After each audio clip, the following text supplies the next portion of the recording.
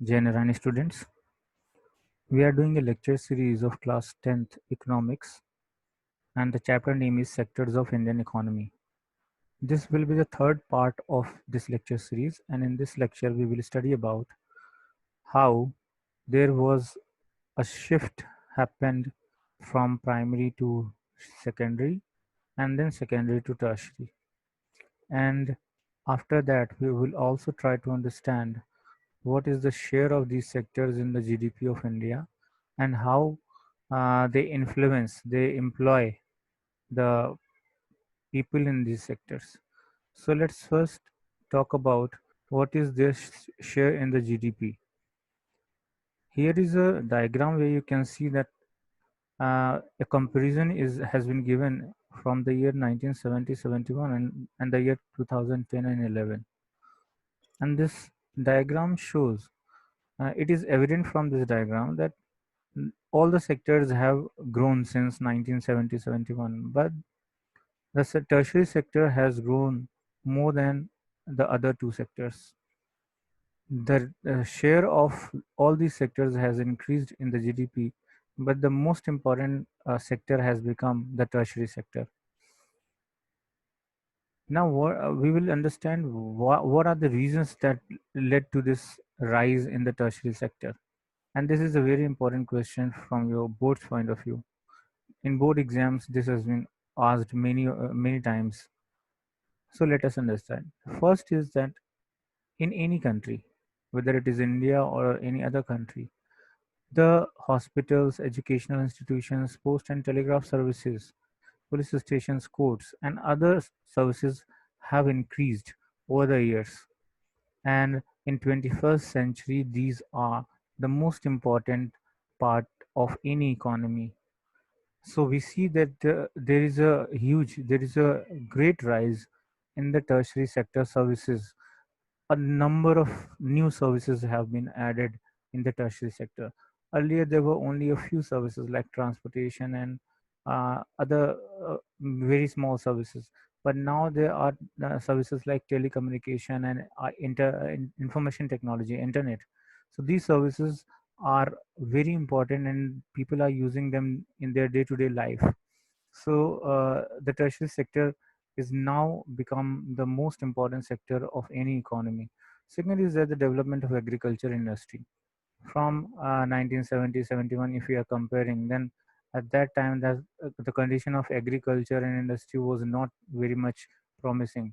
And now if you see, then agriculture and industry, both sectors have shown a great growth. So with the growth of agriculture and industry, the tertiary sector also grows, because when the agriculture production increases, then more transportation, more storage, and more banking services are required to fulfill the needs. Similar is the case with the industries.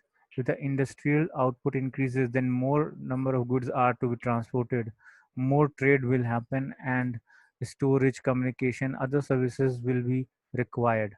So with the increase in the products of agriculture sector and the industrial sector, there has been a good growth, a significant growth in the tertiary sector as well. And the third point is, because the income of the people have uh, been rising over the years, so they are now trying to avail many additional services like eating out, tourism. These were not very much prevailing in the years of 1970 and 71. But now, if you see in the 21st century, as the people have started earning more income, they are spending them on more services like watching cinemas, eating out, tourism, shopping, private hospitals, private schools, professional trainings, and many more.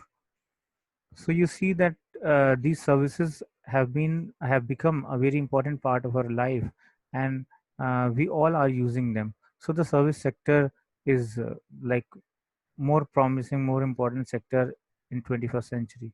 Now, over the past decade, if you see, many new services like information and communication technology, internet services, these are become a very important and essential part of our lives. So all these points show they are the proof, they are the reasons why tertiary sector has shown a significant growth, and it has become the most important sector of the economy. So, the next question arises that are all the service sectors are growing equally? So the answer will be no, not all the service sector are going equally well.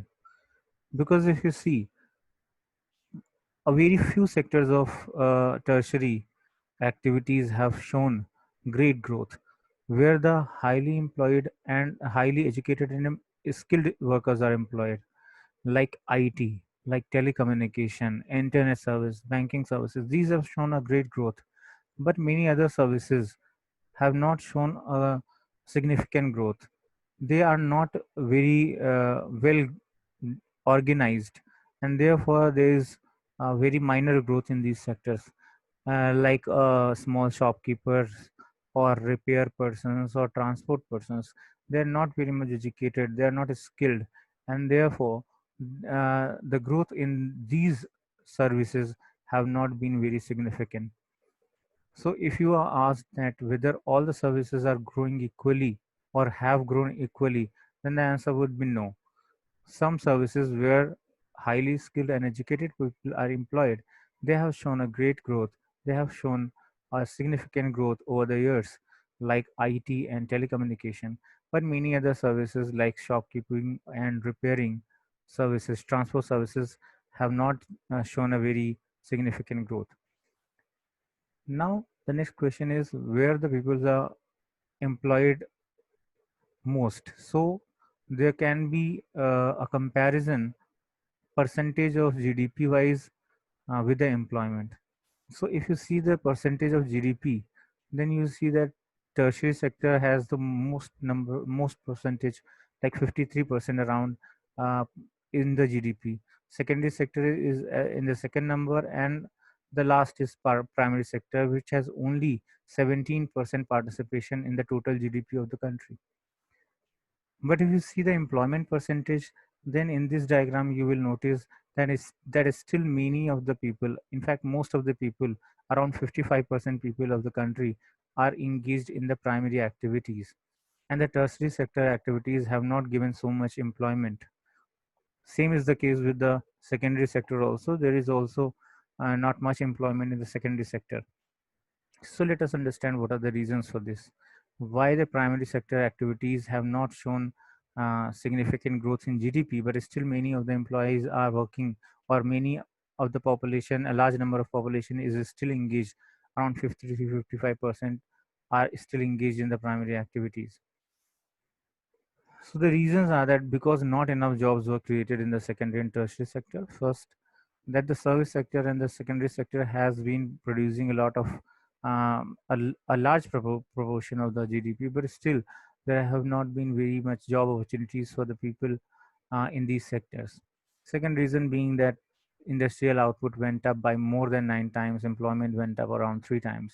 If you talk about the secondary sector, then the production of the secondary sector has risen around 9 times.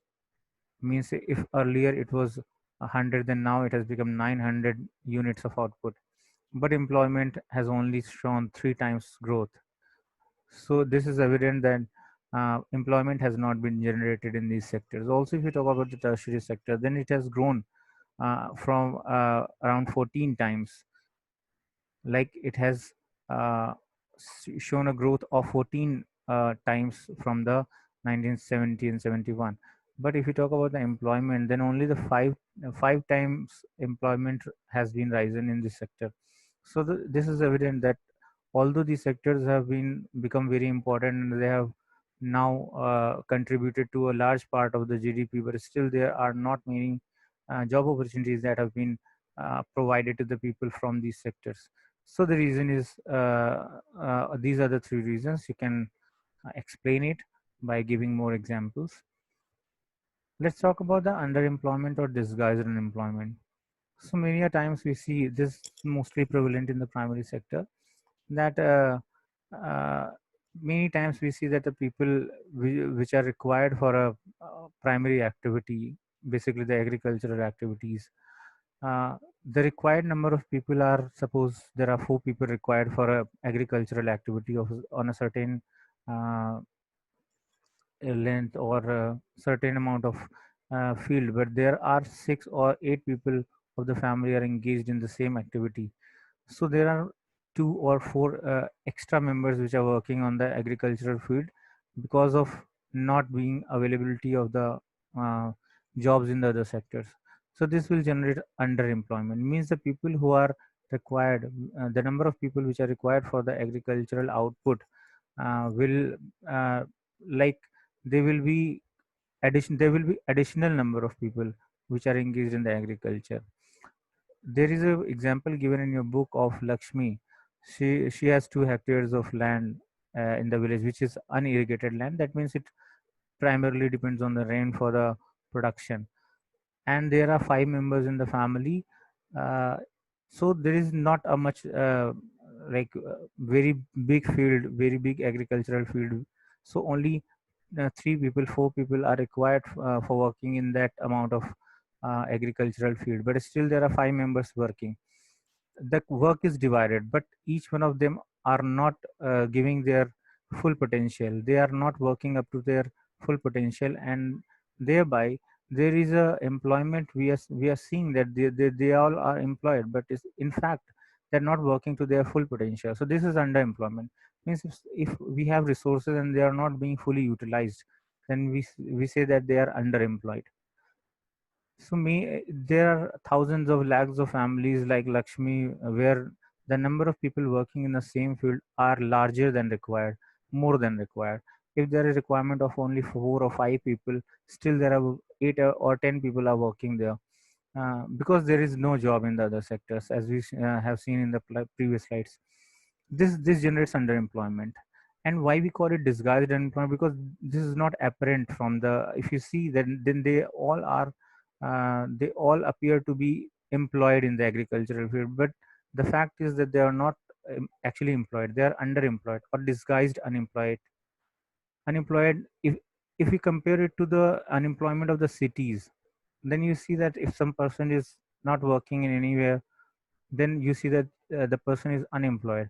But in the agricultural fields, the entire family is engaged in the agricultural work. Still they are not working to their full potential. Still they are seen to be employed.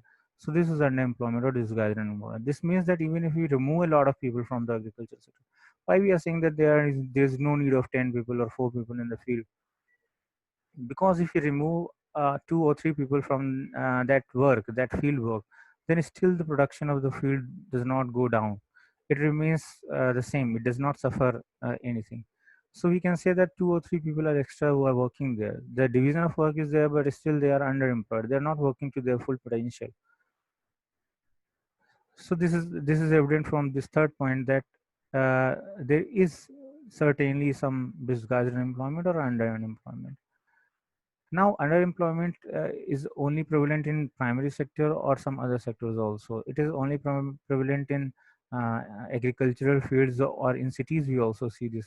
So there are thousands of casual workers who are working in the cities in service sectors, like some repair person is there, or some plumber is there, some painter is there. There might be cases where they do not have a much work to do, like they are sitting in their shop. A repair person is sitting in his shop for 14 hours, 10 hours, but still he might get a repair work of only 2 or 3 customers, which takes him to complete only 2 or 3 hours. So the rest of the hours, the 10 hours, 8 hours which he is extra giving to the shop, he's not doing anything, but still he seems to be employed. So this is also underemployment.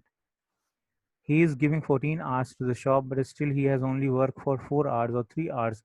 The rest of the time he is sitting idle. So this can also be called unemployment. So cities also, the unemployment can be seen in other forms. Similar is the case with the plumber and painters. They do not get uh, jobs or work opportunities to their full potential. Maybe they are free for the rest of the hours. They are sitting idle for the rest of the hours, and they only get 1 or 2 hour jobs, and thereby they can earn a very little amount. They may spend the whole day but earn very little. They are doing this work because they do not have better opportunities.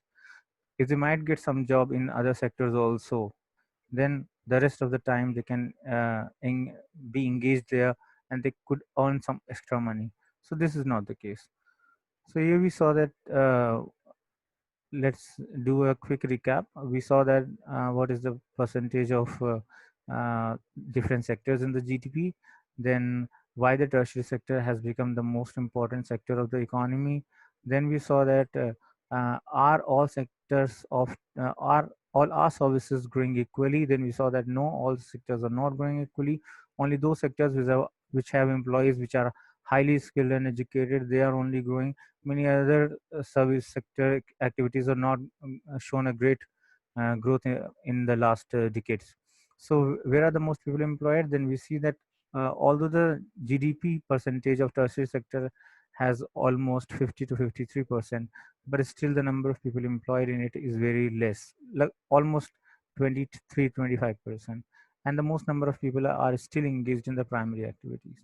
Then we saw the reason why primary sector has not why the shift has not been seen in case of employment from the primary to the tertiary sector. Although the GDP has shifted a lot from primary to tertiary, but the employees have not shifted there, because there were many number of there were not enough job created by these secondary and tertiary sectors. Then we saw underemployment and disguised unemployment, where we saw that the situation where people are not employed to their full potential, or you can say the people which are required for a certain activity, the actual number of workers are more than the required number of workers. So the rest of them are underemployed. They all are not working to their full potential. There is a division of work, and this case is called underemployment. We call it disguised because this is not apparent, this is not clearly visible. This is a hidden unemployment which we cannot see. We see that people are working, but actually they are not working to their full potential. The production that they could do in some other activities, they are not doing so. And lastly, we saw that unemployment is also prevailing in the cities, in other sectors also, like in, if you talk about the repair person, plumbers and painters, they might also spend their whole day, and they might not get the full day work from the customers, and they may earn a very little amount. So this is it for today. I hope you all have learned something. If you have any queries, you can ask during the live session. Thank you, students and Janaran.